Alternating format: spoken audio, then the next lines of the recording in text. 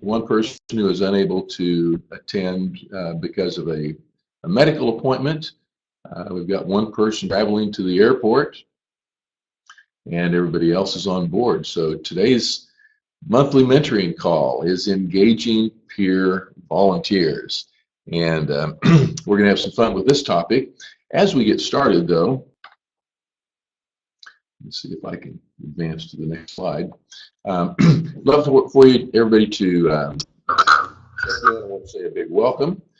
And two ways you can respond right now. I've got everyone unmuted. So if you have a microphone on your phone or on your computer to be able to hear your voice. Also, there's a chat box. Great way to check in. So I see we've got a few comments from Alexanne and listening for maybe a response from Glenn.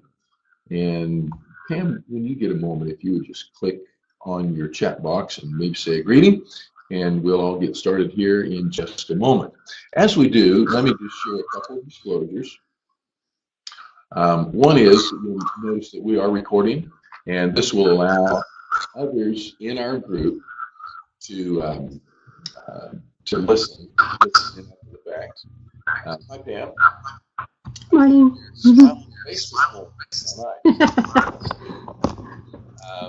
And so by participating, what this does is you're given permission to reproduce your smiling face and your comments. Now, the audience is only those of us who were part of the Spring 2018 Asking Academy. And then also you'll see the information regarding confidentiality and that the content that we exchange is intended just for those of us who are in this group. So those are the disclosures, and now the attorneys are happy. And so just real quick for an outline, what we're going to be covering today. Welcome and check in. We've done that. Check. Our feature topic, engaging peer volunteers, and that's where we're going to spend most of our time. But then maybe the most important time is we're going to have a shout out. I want to hear some successes and challenges. What are you finding in the work that you're doing since we were all together at the Cross Country Club? And then we reserve some time for questions and answers, and we'll wrap up by sharing some of what is coming up. And so I'm going to go to the presenter only mode.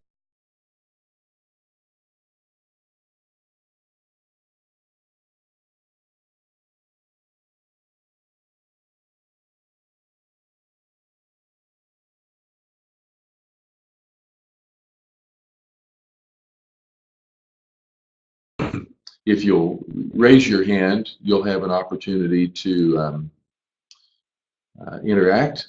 And I just got a note that the audio was bad. Let me ask if each of you would respond how the audio is coming through on your end. And so with that, let's go on to today's feature, engaging peer volunteers. And you'll recall that we spent quite a bit of time at the summit focusing on the idea of what's the definition of a peer, what's the peer volunteer's role in the cultivation and solicitation process. And so let's jump right in. And I'm just going to begin by sharing with you, there are 3 tips that we're going to focus on today. And if you want to jot these down, we're going to come back and unpack them one at a time. 3 tips for engaging peer volunteers. Number 1 is to play your trump card. Number 2 is to choose wisely. And number 3, you guessed this, is to ask. So what do we mean by these? First of all, tip number 1. And that is that peer-to-peer trumps staff. Let's see if I can get rid of this little window here. There we go. So let me ask for your responses. We say peer-to-peer, Trump staff. Why is that?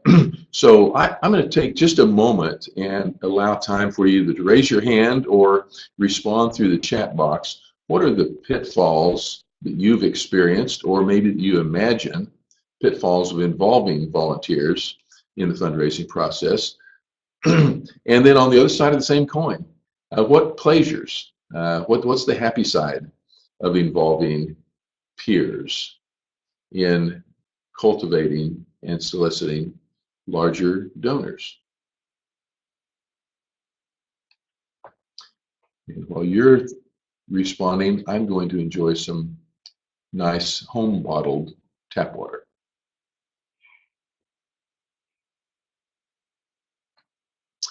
So Pam put a response that says not being confident in what they will say. I'm wondering, is that a pleasure or a pitfall? Since it's not qualified, let me suggest this. Could be both. I think one of the fun things about conversation is it's not a script. And sometimes that's the joy, and sometimes it can really bring terror, fright to the process. Somebody else, what's your experience?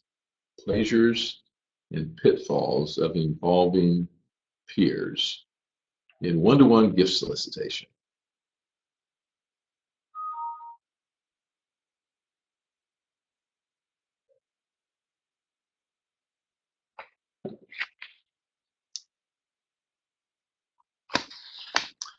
I want to share an example, a real-life example, something that occurred when I was in a direct fundraising role as Vice President for Development at Oklahoma Wesleyan University. There was a foundation that, actually a fairly prominent foundation in our area. We had never been funded by this foundation. And yet for a period of 13 years, almost every year for 13 years, we had been submitting requests and being declined year after year after year. And there came a point during this campaign where this foundation made a first-time pledge of $300,000. It was a 3-year commitment, so they gave $100,000 a year for 3 years. Now, what's the difference? What changed? Why no, no, no for 13 years? And then yes, at that level. And I don't know about you, but in my world, a first-time gift of $100,000 or a first-time pledge of $300,000, that's off the charts, totally unpredictable. What was the difference? And you might guess, because of the topic, the difference was there was a peer that was involved. Now, I'm going to mention a name that, Glenn, I think you'll know. In fact, I know that you know some family members. But one of our cabinet members, a man named Jim Pritchard, he is since deceased, but Jim was a wonderful, generous contributor and an enthusiastic volunteer. Well, as a volunteer, Jim met and reached out to one of the trustees of this foundation. And as it worked out, Jim's son, Bob, who Glenn, I think you may know, Jim's son, Bob, had a family member who went to school with one of this trustee's family members. So the difference was personal involvement. And I will say this, that those trustees had no difficulty saying no to me. There was nothing that caused me as an employed fundraising professional, there was nothing that caused me to stand out of the crowd. And yet, when there's a family connection and a volunteer who's involved, a volunteer who had contributed very generously, frankly, it changed the way the foundation listened. Now, I notice we've had a couple of other responses in the chat box, and I'm just going to share those. Alice Ann said, the volunteer may not see the big picture. Boy, that is a risk, isn't it? And Pam says, the pleasure of having them speak passionately about your mission. Yes, I love that. And not only is that impactful on the pro who is in the room, it's also impactful on the prospect who hears that testimonial. But I want to suggest a third impact, and that is it's impactful on the peer who's making the statement, who's speaking passionately on behalf of the mission.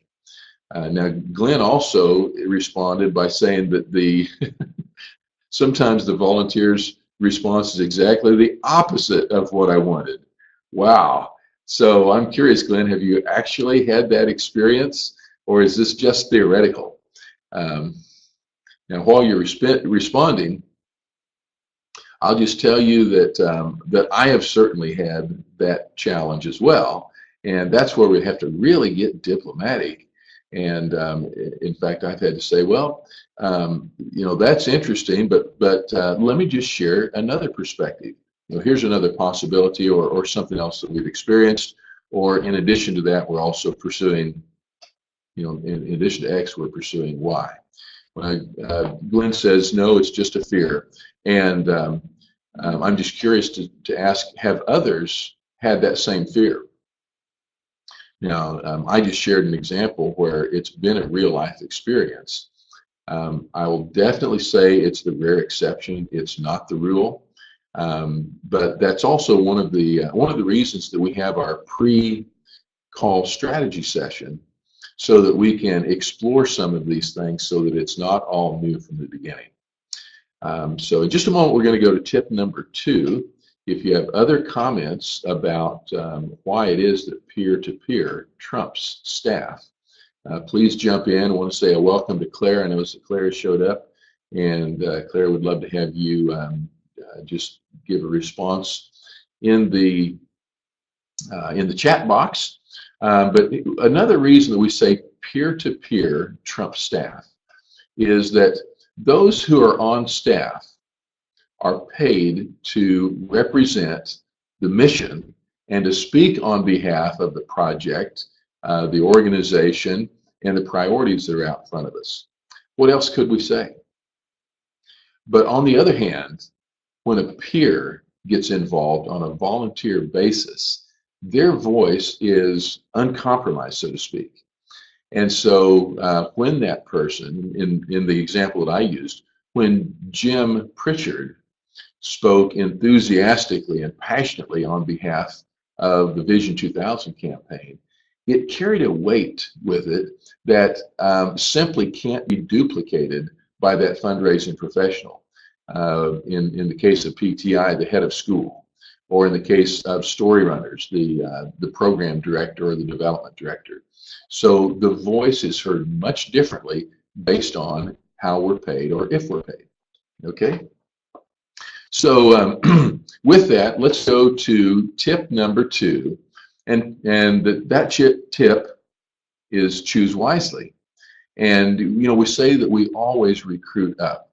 What does that mean?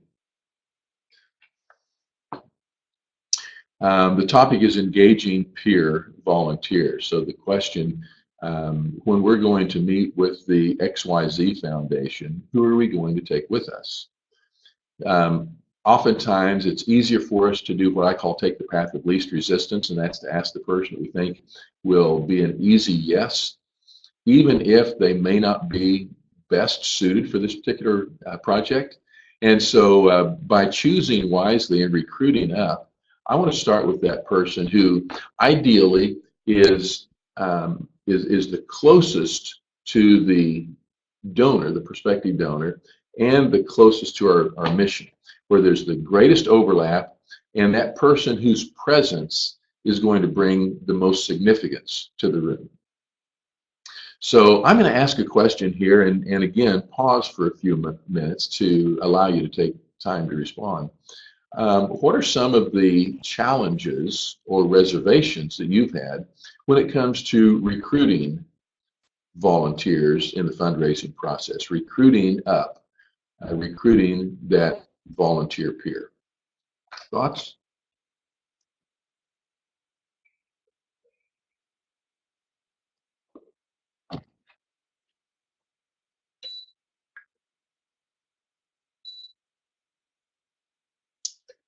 So let's see.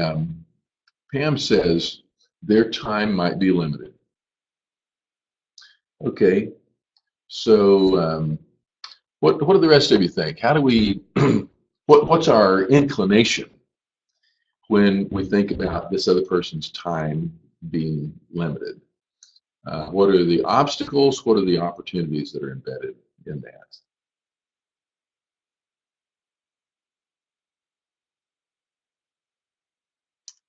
So taking a moment to give people time to respond. Alice Ann said their uncertainty of the expectation that we're hoping to meet. Yeah. So what's expected of them? Will they be an enthusiastic and willing participant? Great question. So let's tackle the first one. Their time's limited. That's a common reason why we say no for somebody else. And I want to suggest that we give ourselves an advantage in this. And let's do the same thing that we do with our reservation when we're asking donors, oh, they won't give or they won't give that level. And that's this. If there is a no, let the no come from the prospect. Let the no to a donation come from a prospective donor. Let the no to volunteer participation come from that individual. And so people's time is limited, absolutely. I want to use that to leverage it on our behalf by when I approach them. I'm going to use the example again of Jim Pritchard. Jim, I know time is at a premium for you, especially at this season in your life, but I've got a big request, and if I thought somebody else could serve this need as well as you, I wouldn't trouble you with it. But here's what I want to ask. And so I'm going to describe the scenario, why I think he's the ideal volunteer in this situation, and then be clear about what I'm asking for. Could I have 2 hours of your time next week? I'd like to have 45 minutes to prepare for the meeting, 15 minutes for us to get to the meeting, and then 1 hour for us to meet with this foundation trustee. So I'm going to be very clear in what I'm asking for. And I'm going to be sure that I enrich that time so that when it's finished, at the end of that 2 hours, when we look back at it, that neither one of us will say that that was a waste of time. So be very, very explicit. Claire said they may not want to leverage their friendships. Wow. And so here's my experience, and that is that fear is almost always overblown if we have the right people involved and have given them the right preparation. So, we said that we're not going to ask somebody to ask for a gift unless they've already made a gift. So our peer is somebody who has already contributed. They're a donor. And so they're not asking their friend, hey, I'm not going to give, but I think you should give instead of me. That's simply not going to happen. And so the other thing is leverage the friendship. Frankly, all of us leverage friendships in every case. What we don't want to do is violate or dilute a friendship. And that's when we take advantage of the situation. So again, it's one of those things where I'm going to ask the volunteer, would you be comfortable going with me to talk to XYZ trustee and give them the background and allow them to be an enthusiastic participant. Now, Glenn says, one of the other fears is that they don't share our passion. And, that's one, I want to say fair enough.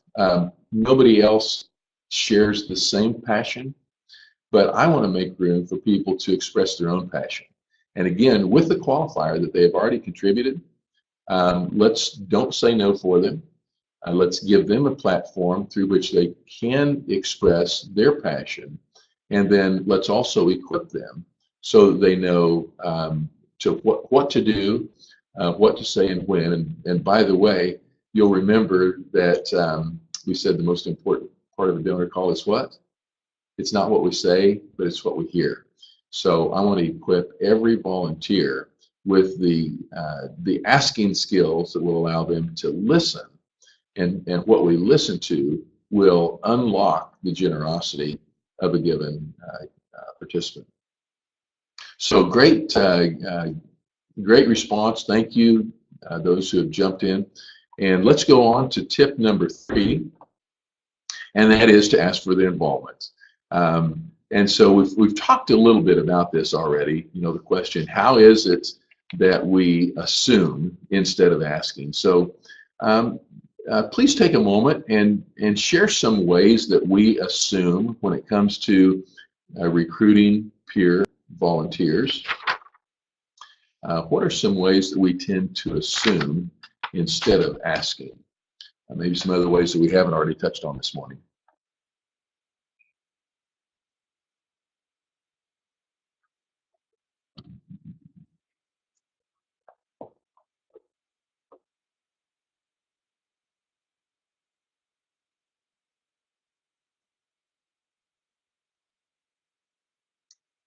Take your time, jot down your notes, give everybody an opportunity to hear your experience,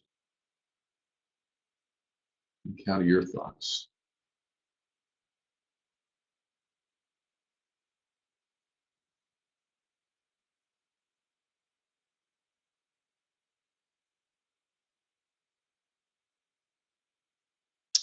And along with that, I'm going to give a yes or no question. The question is, have you ever been in the role of a volunteer fundraising peer? Yes or no? Okay, and in the meantime, I see Alice Ann has a response. She says, I think we see what they're already doing, and asking to do more adds to their plate, and they don't want to take on yet one more thing. Yeah, so that's a great example of assuming. And then I just got a message from Jean.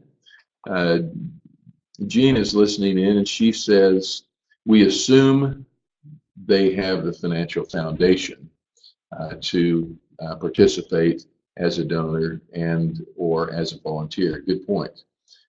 Claire says no, she hasn't been a volunteer. Ask her. Alice Ann Shiflett says no, not really. Alice Ann, I'm going to ask you to rethink that. Who's the top fundraiser for Boy Scouts? Okay, she says laughing out loud.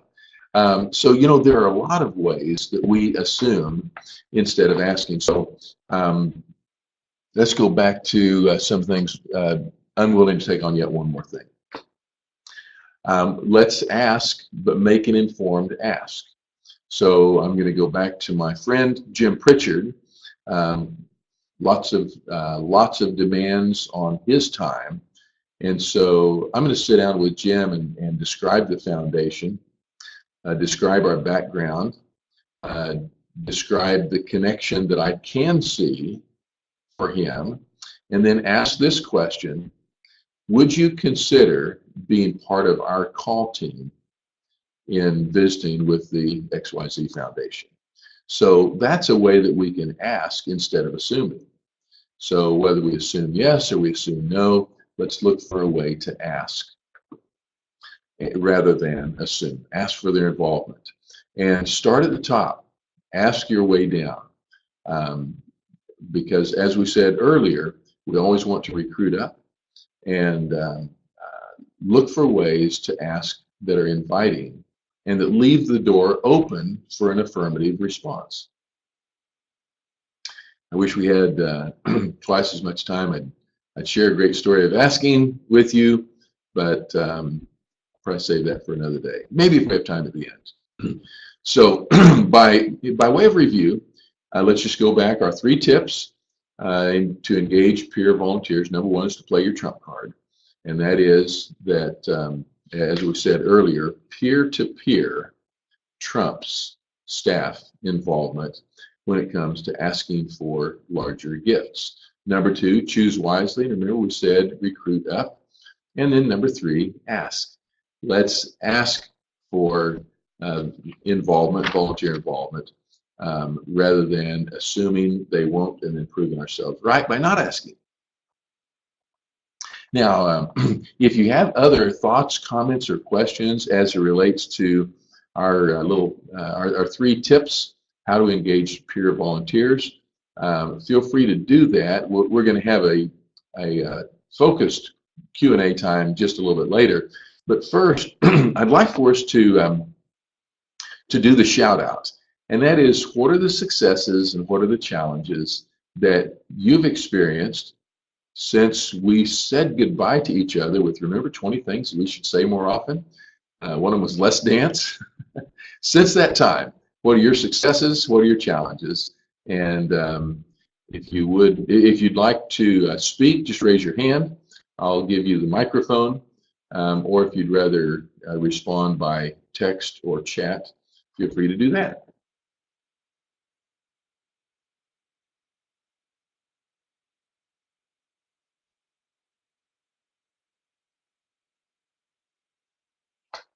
Okay, Pam Lilly has raised her hand, so we'll take a minute for the technology to sync up, and then let's see what Pam has to say.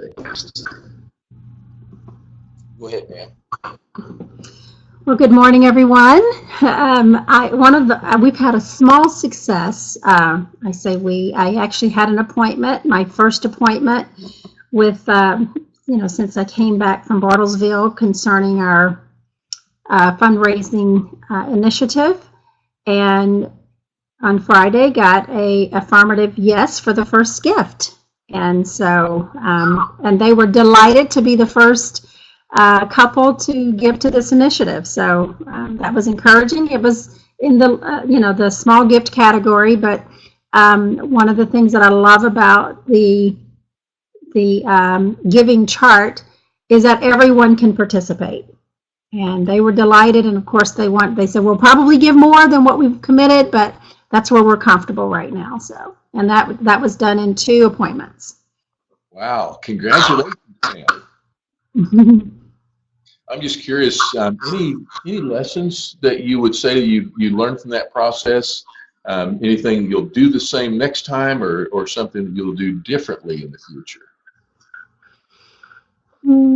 Lessons. I met with the husband and wife together. I think that's important, that you make sure both of what you presume are the decision makers there, so you don't have a lot of back and forth. I think the first appointment went a bit long, but they were just learning about our ministry for the first time. I note to self would keep it shorter. They didn't seem to be agitated or not, but it was longer than it probably needed to be. At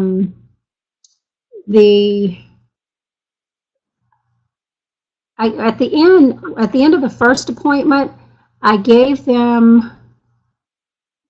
I hadn't given them the gift chart yet because we were still tweaking our gift chart, and I certainly didn't want to ask on the first appointment. But I just asked them, would they begin to pray about what God would put on their heart to give. And then when I presented the gift chart on the second appointment, it took them a little time to talk about it. I mean, to even understand how the gift chart flowed. So I had to explain, how it was a cumulative number, or, anyway, I had to explain the gift chart to them, and then they wanted to make a decision there, even though I gave them the luxury of time to decide, to get back with me on a third occasion.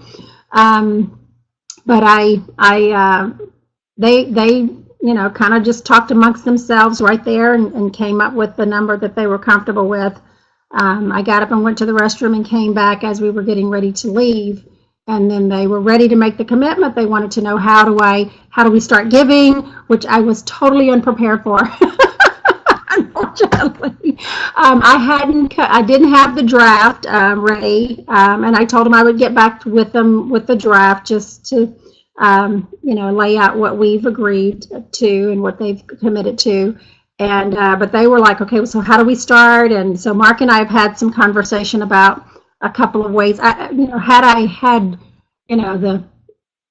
the anointing on me, I would have pulled out my laptop and my iPad and said, go to the Cru website and turn it around and say, here, put your information in right here for the size gift. But I really do believe it's important that that we don't glaze over that part, even for the smaller gift sizes, that they sign a commitment. Although it did seem like it was going to be a little formal for where we were in the process, or it just seemed to as I was saying, I'll get back to you with the draft proposal. It sounded a bit formal for.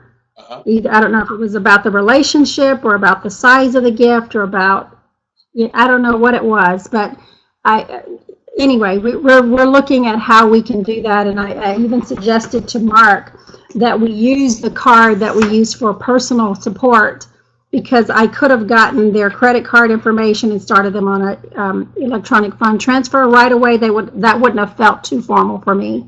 I could have gotten. Like I said, I could have signed right into the computer and said, okay, go ahead and put your information and you guys can decide on what date. But anyway, I kind of left the ball in their court to take the action beyond that by giving them the several ways that they could go ahead and initiate their giving. Okay, well, I got to compliment you, Pam. I'm going to turn the mic off here for a minute. Pam, I really want to compliment you and Mark for the initiative, and it would be easy to get high-centered and say, we don't have all the details in place.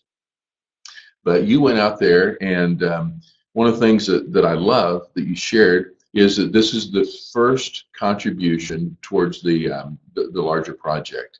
And I want you to celebrate that.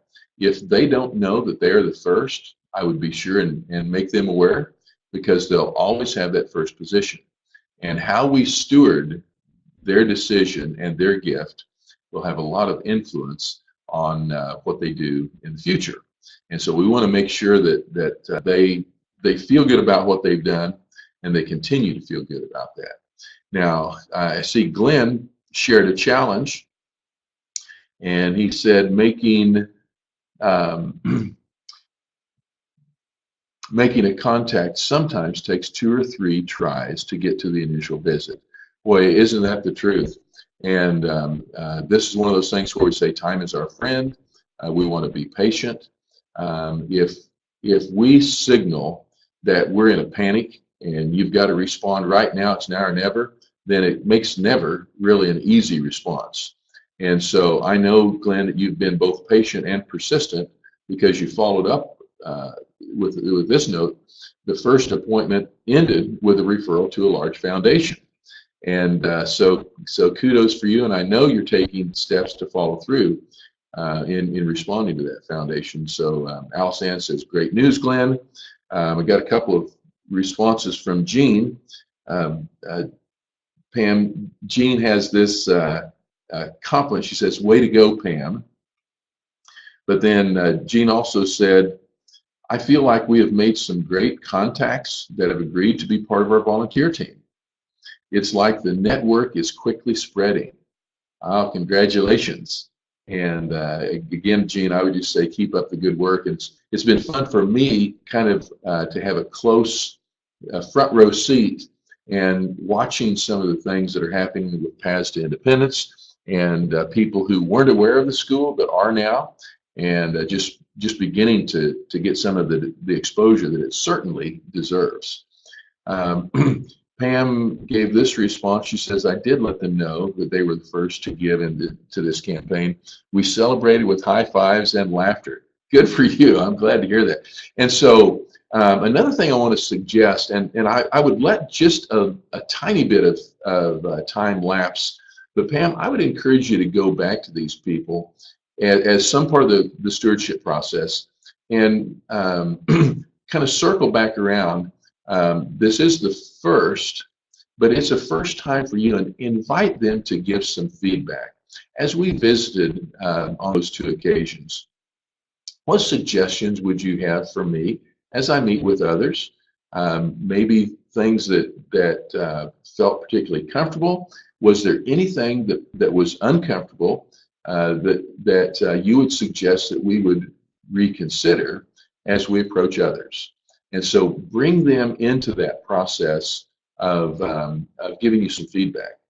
And let's see, Pam says, I did fail to ask who else can I talk to after all the celebration. Regret. Well, hey, you know what? That moment may have been missed, but the opportunity is not missed. You can always circle back.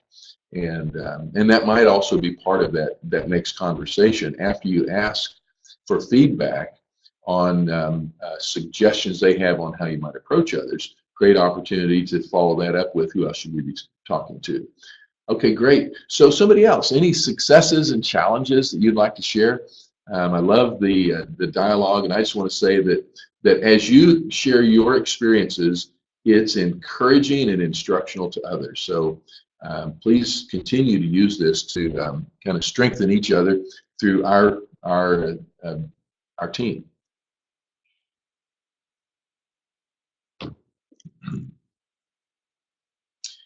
Anybody else? Well, don't feel like that we have to shut off that conversation, but I want to just go to the next slide and say, just in a general sense, any questions and answers. We focused on one specific topic today, and that's involving or engaging peer volunteers. But we are here to be a part of your success strategy. So any questions, any specific areas you'd like us to touch on, want to bring absolutely as much value as possible. And so we have a response here from Jean. Jean says, oh my goodness, get ready you guys. She says, surprising to me, I feel bolder in the prospects each time I ask. I've spoken with 3, and each time bolder. Well, good for you, Jean. And I never imagined being bold would be a challenge for you. But I'm thrilled to see that you're feeling more confident as you approach people in new ways. And so good for you. Keep at it. Now she's laughing out loud. Okay, great. Anybody else? Another comment, either by text, by chat, or if you'd like to raise your hand, we'd love to all hear your voice together. Q&A time.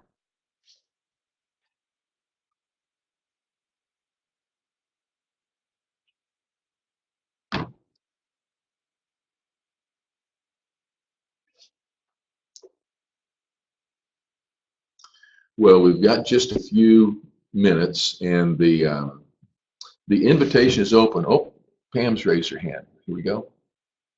Okay, Pam. Okay. Well, I just wanted to say that Mark and I are working on our case statement, and we are really trying to get it completed by the end of May, which still seems way too far out for me, but in order to do a really good job, we know we need to, to take the time, and we're working on it every day. When we get to the point where we have a rough draft with all the pictures and things in place, can we get that to you to look through with us so that we can get your feedback on that?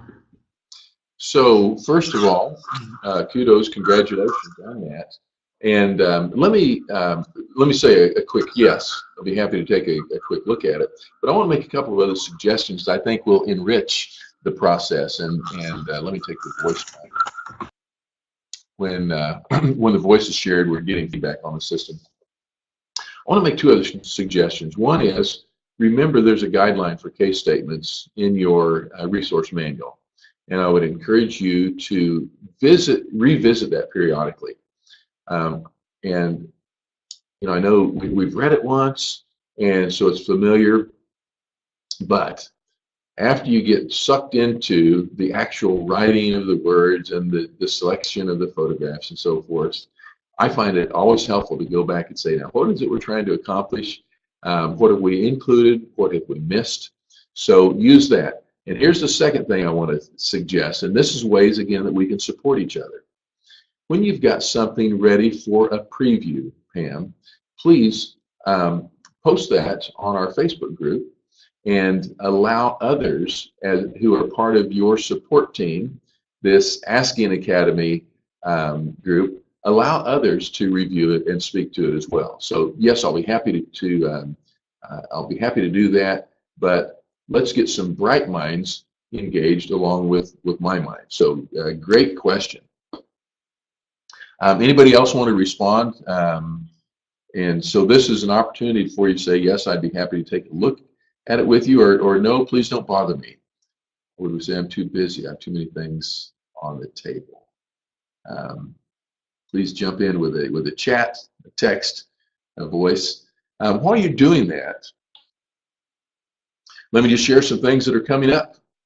And I hope you already have these dates and topics on your calendar. But in about a month, on Tuesday, May the 8th, 8:30 a.m. Central Time, our topic that day for our mentoring call will be managing donor meetings. Managing donor meetings. And by the way, be thinking about some challenges or questions that you have about how to manage the meetings when we sit down face to face with our donors and prospects. In June, on June 5th, our topic is rescuing a meeting gone wrong.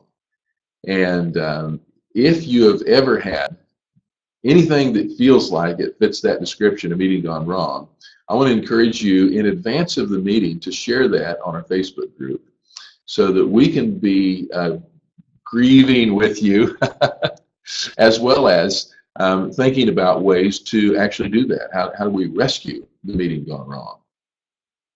So feel free to look at either side.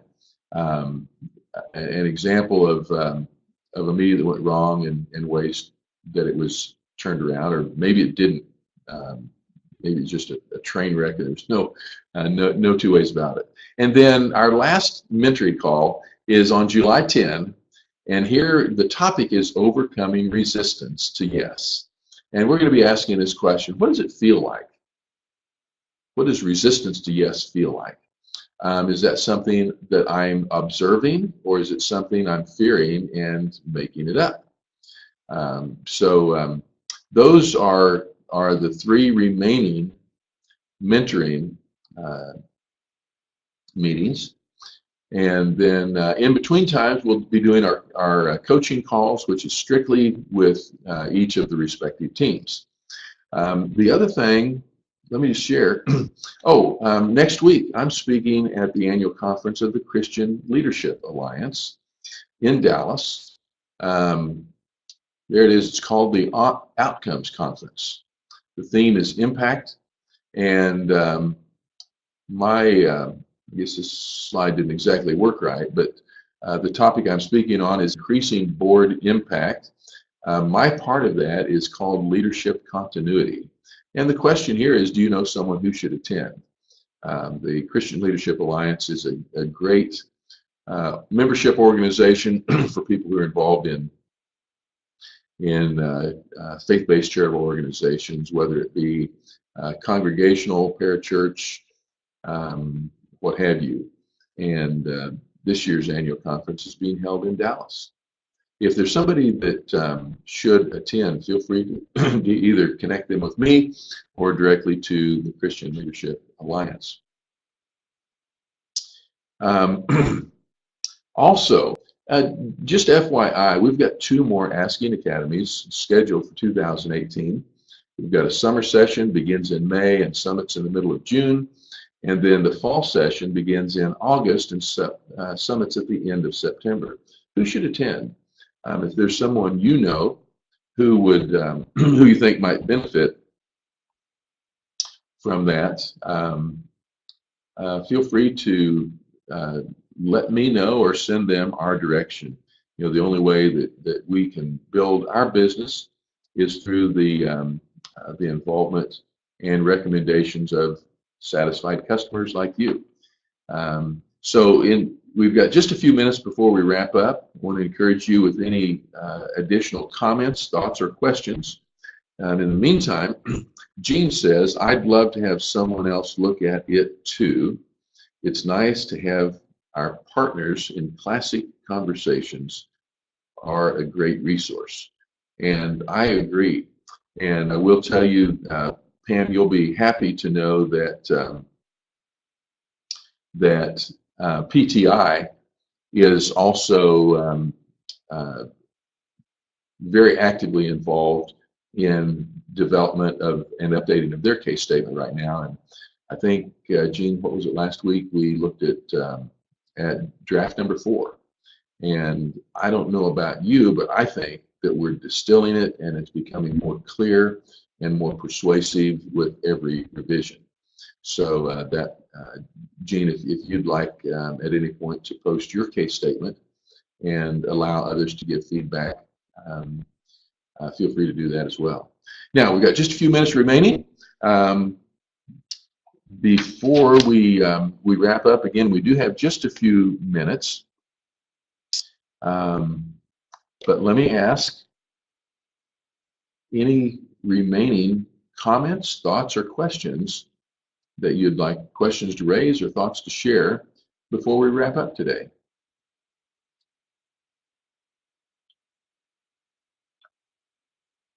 I'll take another small drink of water. Let's see. I'm going to wait just about another minute. Jean gave a last comment. She said, I got to fly. Thank you. She's at the airport.